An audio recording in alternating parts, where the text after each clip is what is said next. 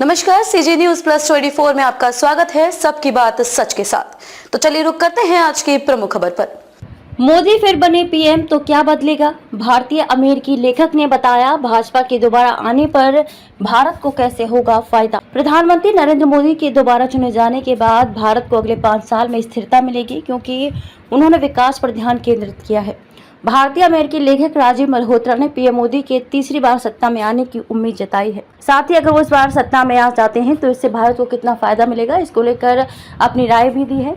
भारत देश के बाहर से मिल रही चुनौतियों का साहसपूर्वक मुकाबला कर सकता है, इसका कारण मोदी सरकार है। पीटीआई को दिए एक इंटरव्यू में राजीव मल्होत्रा देश में हुए विकास पर बात करते हुए कहते हैं कि आप देख सकते हैं कि गरीबों से लेकर अल्पसंख्यकों तक समाज के हर वर्ग को लाभ हुआ है। उन्होंने आगे कहा कि आप आंकड़ों के साथ ये देख सकते हैं, उनके पास सड़कें, साफ पानी, बेहतर स्वास्थ्य सुविधाएं, खाना और शिक्षा है। राजीव मल्होत्रा ने विपक्ष पर भी निशाना साधा। उन्होंने कहा कि जबकि पिछली सरकार गरीबी से लड़ने आदि के नारे लगा रही थी, लेकिन काम नहीं कर रही थी। राष्ट्रीय थिंक टैंक बनाने का दिया सुझाव। राजीव मल्होत्रा कहते हैं कि मोदी को अपने तीसरे कार्यकाल में भारत के आंतरिक मामलों में बाहरी शक्तियों के हस्तक्षेप सहित कई प्रमुख चुनौतियों पर ध्यान केंद्रित करना चाहिए। उन्होंने कुछ संवैधानिक संसाधनों को आगे बढ़ाते हुए एक राष्ट्रीय थिंक टैंक बनाने का सुझाव दिया, जो जाति, धर्म और जातिता के बावजूद सभी भारतीयों को समान अधिकार और लाभ दे।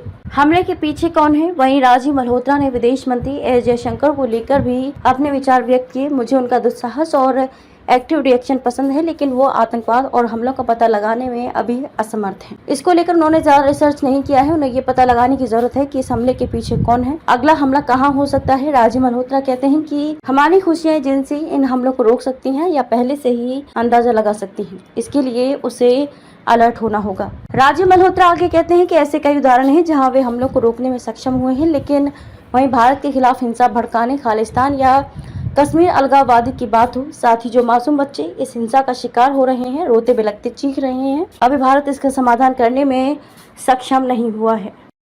खबरों में अब तक के लिए बस इतना ही। फिर होगी आपसे मुलाकात ऐसी ही किसी बड़ी और खास खबर के साथ। तब तक के लिए नमस्कार और देखते रहिए सीजी न्यूज प्लस 24।